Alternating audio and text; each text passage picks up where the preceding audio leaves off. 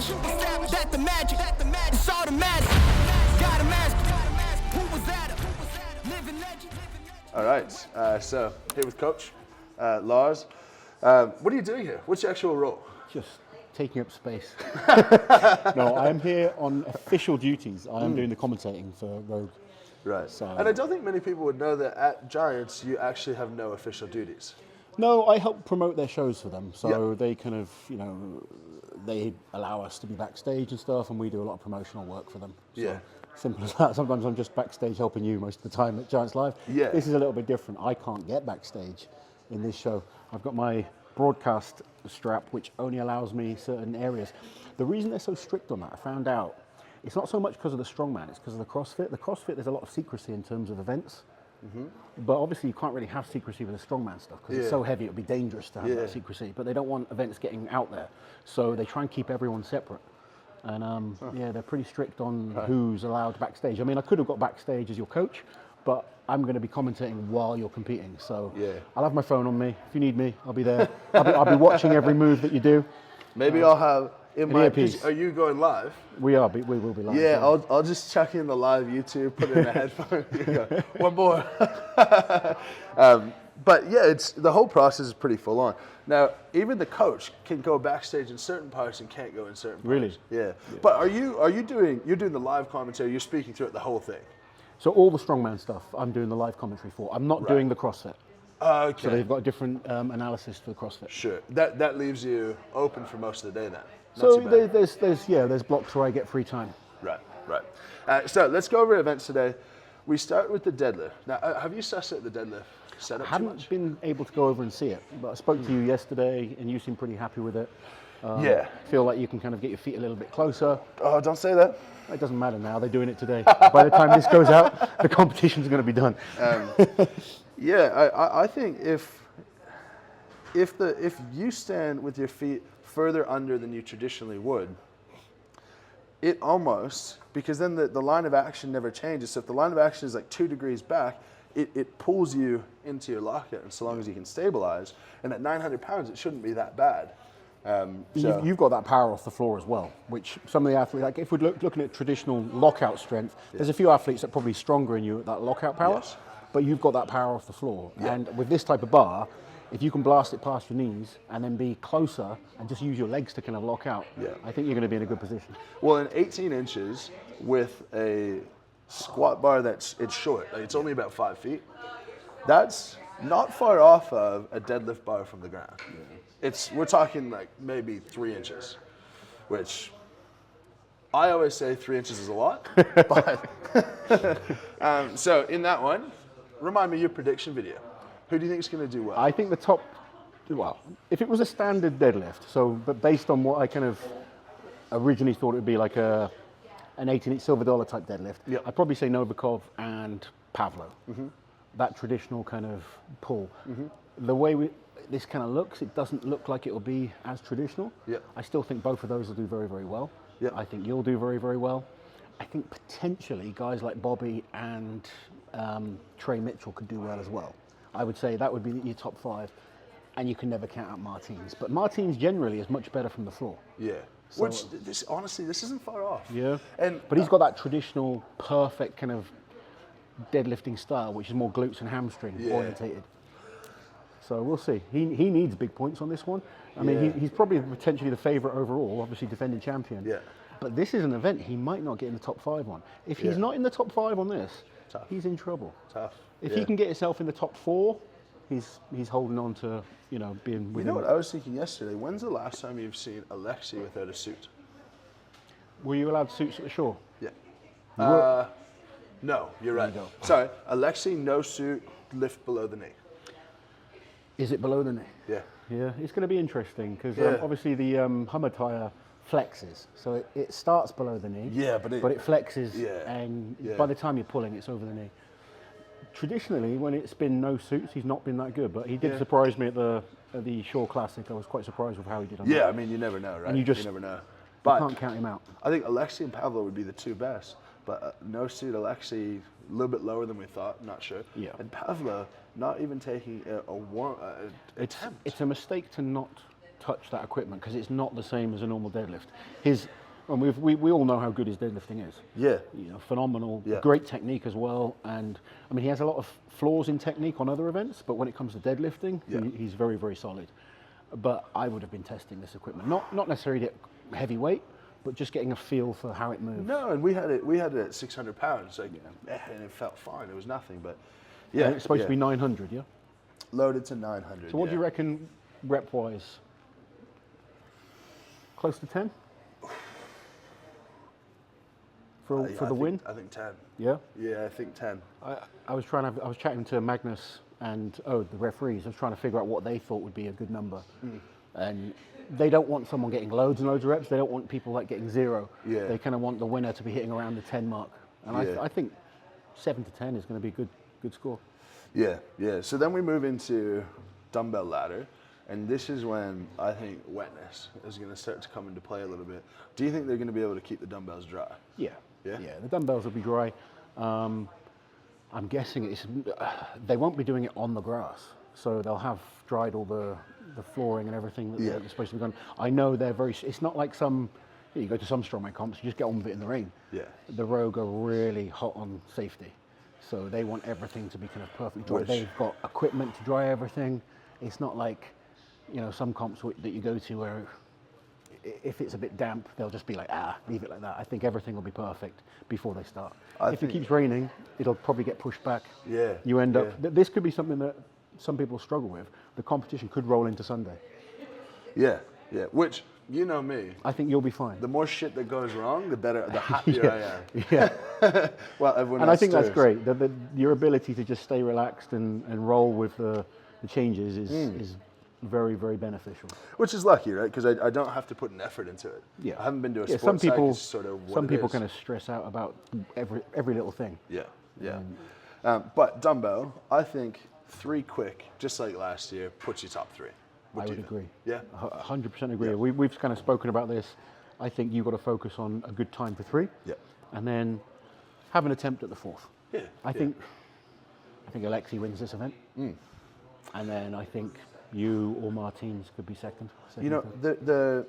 Rob the Kearney third- could do well. Rob Kearney could do well on this one. He didn't do so well last year at the Rogue, but he did very well at the Arnold's on the dumbbell. extenuating circumstances with him, though? Don't know. We'll see. Yeah. He's talking a positive game. Yeah. I mean, Well, you have to. when I looked at the events, I love Rob, I really do, but I don't think it's the best all-round group of events for him. Yeah. But dumbbell's something that potentially could score big points on. Yeah, yeah.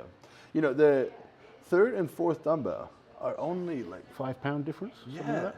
yeah. Yeah, last year it was heavier, so the dumbbells are slightly lighter this year. Lighter only, and they drop the 5th, right? I think I'd have to check the numbers to be exactly right, but the £5 jump is very small, It's nothing. At that weight, it's nothing percentage-wise. but it's the cumulative fatigue of the reps beforehand. So, I think dumbbell's a bit boring to talk about because you're like, well, Alexi's going to win, and hopefully we can do good enough. I think the Husafel is really interesting. Very So interesting. this is where, for me, safety becomes a huge one. I don't care who you are, you're not drying out artificial turf in 6 hours. Yeah, this could be a real interesting one. So, like, I'm thinking how you have to walk with that. I'm thinking someone plants their heel too hard, and their heel goes out in front of them. Footwear could become an issue. Yeah, I wish I brought cleats. I was thinking that. A couple of I people have been mentioning that. didn't even think that, but You wouldn't have thought it's something you had to think about, but it's no. going to be the last event, so we'll see. I have a strategy that I want to run by you, not as a coach, but as a strongman veteran, Okay. a purist. There's no time limit on the sandbag, right? And we're going in 2 groups of 5. Let me guess. If you wanna, find yourself- you want to let guys get ahead of you. If you before find start. yourself in the second group of 5, I just want to stand there, watch the guys finish. I've got everyone's mark, and then I'll take off. Yeah, we'll have to see what the referees do about that. As a strategy, it's not a bad thing to give yourself a marker to beat. Yeah. Because if you're ahead of everyone, Yeah.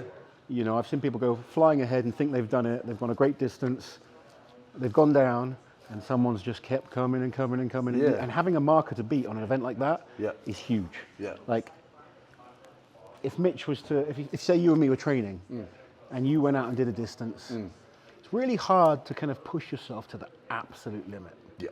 You'll kind of, it'll get hard, and then you'll put it down, and then I'll go and I'll be like, right, I'm going to beat that marker. Yeah. And then if you did it again, you'd beat that marker. Yeah. It's kind of, it's a weird one. So having something to beat definitely helps. Terry Hollands was great at this. He would just wait there and let people go well ahead of him. He would? It's yeah, been done? It's been done many times. Okay, right. It wouldn't be something new. And not... referees do sometimes pick up on it, but don't say anything. See what happens. Just, Yeah. it's, you know yourself, having a target to chase is huge. And in terms of respecting the sport, no issues? Hey, you're here to win. if it's not against the rules, there is no issues. If the rules specifically say that you can't do it, then it shouldn't be done. But if there's nothing in the rules, it's up to the referees to make the rules and for the athletes to abide by them. Do you know, my attitude towards Rogue in terms of the rules is very different. Yeah. Because when it's at Giants, there's an understanding with certain things of the spirit of how things are supposed to be. And with how all over the rules Rogue is, I want to go, okay, then I will play with the rules as you put them. Yeah. So I'm considering that. Yeah. I'm considering that. I don't think you'd be the only one that would be considering it. You think?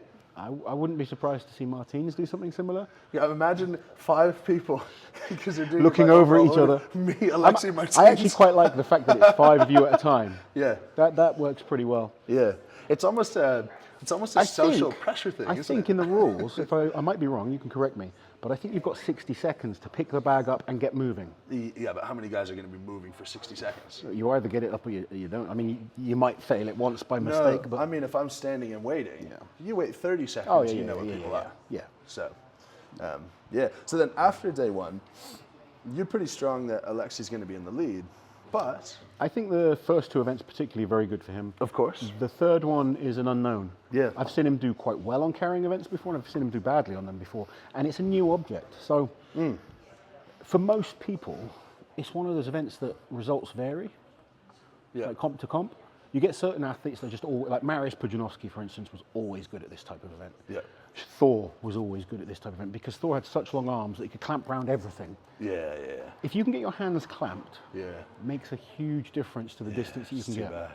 bad. You're like that. I'm literally there. So you're just going to have to try and cover as much distance as possible. Yeah. Fight as hard as you can. Push yourself. It's the last event of the day. Give everything. Squat and rest. Yeah. I You think. can do what you need to do. And I think the biggest mistake with people who will squat and rest, they get to their maximum, then squat and rest. I think you get 80%, squat, and you start resting there. We'll see. But I picked it up at comp weight many times, and there's Have you picked up the actual bag? Yep. Okay, cool. Yep. There's actually a little bit in the rules that are funny with this one. Where you're allowed to wear the belt. The rule is the buckle Gotta be has to be at backwards. the back. Yeah. I don't have a buckle on my belt. No dramas. But it's much more flexible than everyone else's belt, right? Because it's the neoprene. Yeah. I'm just going to wear that bitch super soft. And then when the bike starts to slow down, it's going to sit into it. It'll, even if it takes 5% of the weight, it's better than nothing. I did it, and I reckon it takes 30 kilos. That'll. So, strongman games. But you won't be the only athlete thinking this. All the smarter athletes will be thinking the exact same thing. Yeah. And trying to figure out every little thing that helps. So Yeah. it should be done. Like, athletes are crafty. Magnus Magnuson used to come up with all sorts of, that's why he's the head referee. Right. He knows so many tricks. And it's why he was such a great strongman. It's Yeah. because he figured things out, figured how to make things easier. You're not here to prove you're brutally like the strongest guy. You're trying to Yeah. prove that you're the best strength athlete, and it's about winning. And do you know who won't be trying to figure any of it out? Pavlo. Yeah. He's new, he's young, and he is probably statically the strongest guy in the competition. 100%. If we went to the gym. Yeah, 100%. So 30 points up for grabs on day 1. What's a good mark? You want to be in the 20s for sure. You've got to be looking at over 24? 20. 24 would be very happy with. Yeah, if you're kind of like mid-20s after today, we're looking good. I think tomorrow's day 2's events are really good for you as well. I think that's the advantage that you and Martins have. You don't have the pressure that you have to win events. I think Novikov has to win the dumbbell. Yeah. I think he has to win the deadlift Right. if he wants to win overall. Right. Whereas you don't have to do that. You need to be top 3. You need to be top 4. You need to Yeah. kind of constantly be getting big points, which we know you're capable of. Yeah. We know Martins is capable of as well. Yeah. Yeah. I think for guys like Novikov, Trey, Pavlo, they have to win certain events. Yeah. And that's the kind of strategy that I'd be looking at, is taking that pressure off yourself that you've got to win and looking at, okay, top three, top three, top three. Yeah. And kind of getting through like that. It's all gonna, you know, you could win the whole competition without winning an event. Yeah. Yeah. Well, Martinez last year Only won the the one. Stones, right? Yep. And he had a fair margin on Same Tom. at the Arnolds. He only won one event. Yep. Same for you at the last Giants Live. You only won one event. Yep. It's about that consistency. If you drop the least amount of points, that can be way more important. Yeah, I was talking with Fabian in the elevator. Like, strategy in this comp is so much less than in Giants, because you're like, you just got to go do well and all. And also, like the deadlift, for instance, I would rather in this one you just go for it. Yeah. Whereas at Giants Live, you don't really have much time to recover. So we may think, right, we'll hold back a rep or two. Yeah. But at this comp, it's a much slower pace. Yeah, It's only 3 events in one day, and you've got big gaps between each event. Yeah. So you have time to recover before the next event. And the standard is so high that you're going to have to push. Yeah. And for reps, no one's seen me push to max. No. Like, at Worlds, yes, that car deadlift, I did that horrendously, and I was 2 reps off winning. Yeah. But at both the Giant shows, we just gave a number and said leave it there. Yep. So I'm pretty interested to see where I could get for reps. I think if you can get into the top 3 on this first event, that's a perfect start. Yeah. If you're anything higher than 3rd, Yeah. we're very, very happy. Yeah, so long as you don't kill yourself for later in the day. But that's the plan. Laws said it. He predicts 28 points for me on day 1. Yeah. What do you think, Fabian? Do you want to do an outro to the video now? Just thank you for watching. If you want to just post this first half of the day. Yeah, you want to post this? Yeah. Cool. Thank you for watching, guys. Wish me luck, day 1. And never forget, things go really well, things go really poorly. Places change heaps, event to event and day to day. So we'll take it all in stride, but let's hope for a good result on day 1.